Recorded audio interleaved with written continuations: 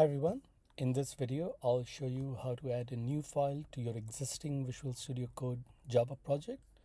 The video about creating a new Java project was uploaded previously. So here's my file that I would like to add to my existing project, which is my first Java project. Really, it couldn't be simpler.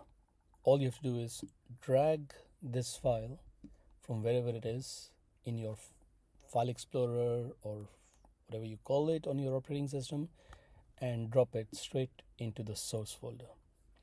Provided it doesn't have any incompatible package headers, it will be added to the project automatically and you can run that file directly. So you can see over here that A and B are 10 and 15.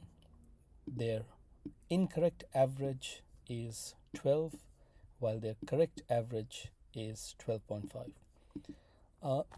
Leave as comments your explanation of why this happens. Why does a plus b over 2 return the wrong result and a plus b over 2.0 return the right result?